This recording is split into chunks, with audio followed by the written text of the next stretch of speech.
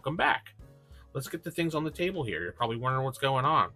Well, as the title shows, we're talking about the Game Master Apprentice 2nd Edition deck here. This is by Larcenous Designs, and Nathan Rockwood reached out to me after my last video where we showed off all the ones that I've used in virtual tabletops.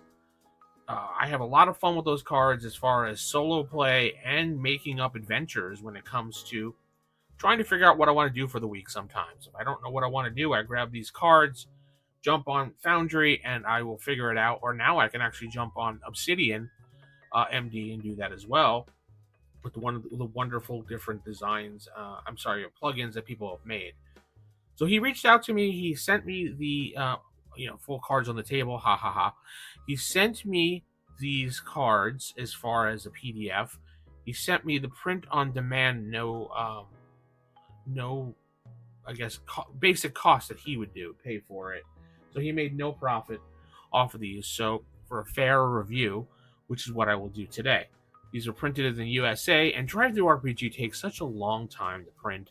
I just got these, and we connected somewhere around the beginning of May probably to get these cards to me. But anyway, not a lot has changed about these cards. Some minor differences, and it's just like how Mythic Emulator went from 1st edition to like the variations to 2nd edition. Just like Tanya, he learned over the years what works and what doesn't work and what makes these cards tick. So here are the cards. The basic deck just looks almost the same as it originally did. In fact, it used the same design. So to bring it up here, you can kind of see here. And it has all the same things it has, except for a little bit of a difference. Now we have our difficulty generator here, right here at the top, of a 6. If you pull the cards up, let me see if I get that in there. There we go. We get our likely odds again, bad, even, or good, with the question mark, meaning yes, and, or but, or whatever. We also have our dice wheel here, so if you want to roll a die and you don't have any dice with you, you can always use these cards. Flip a card over, say what's my result on a percentile, boom, it's right there, 76, or I'm sorry, 70, or 76 if you want to read it that way. And we have our inspirational pictures here, which were like Nordic symbols before, or Norse symbols, I should say. A lot of people didn't use them, and he figured maybe change it up a little bit. We have our random event generator in the middle here, with the verb, adjective, and noun. So you can either pick what's on this card or pick 3 different cards. Doesn't really matter, it's however you want to do it. My favorite area, the sensory area, which you can see right there is hear, see, feel, and smell. And I use these quite a bit when it comes to gaming alone, solo gaming. I want to see what I see, what I hear, what I feel. Same questions you'd ask a GM. Boom, right there.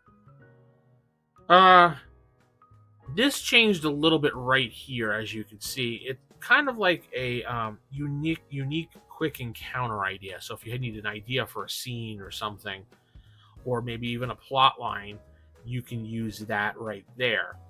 To the right of that is where there was a directional, which direction things well. This is more of a terrain concept, a relationship type icon. I'm still trying to figure out how it works exactly, so I'll be playing along with that, playing a bit with that to see how it goes. So that's something that's definitely new. Belongings is another thing that's I use quite a bit. If you want to search somewhere or something, we get our names, which we got before, which is perfect. Situation is your catalyst location, and now we include stakes, which is not much different, but it kind of gives you an idea of how to set up a scene, or maybe give you ideas for a scene. And we get our traits of an NPC, and then we get our little phrase on the bottom, we must hold the line, which you could use for generally whatever you want to use it for. It could be something that you hear when you're rolling through town. Maybe an NPC screams it when going into battle. There's 120 of these different cards. And I know some people ask, well, why don't they have a back to them? And he explains in the PDF, you get more on this. Instead of having 120 cards, you have 52 you can play around with. And also, when I play, I kind of, and you can play however you want. When I play and I take the card out, I put it down over here. You know, I flip it over, boom. I flip it over, boom. Things like that. And by the time you flip them over, you're done. You don't have to stop the action. You have a deck right there. Just slide it back over to the side, and boom, you have a whole different side to play with. And you don't have to shuffle them. Now, obviously, when you get to the end of these, you're going to want to, shuffle them and get them back into order. Great cards, great to use.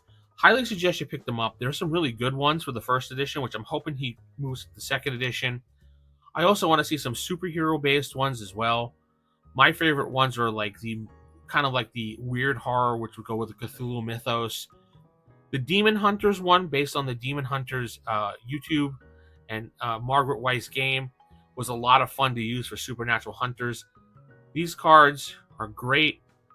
They're not flimsy, but they're not exactly. I guess they're good quality. I mean, these will last for quite some time. Tell me what you think in the comments. Don't forget to like the video below. Tell me what you think about these cards. Do you use these cards? Have you used the first edition cards?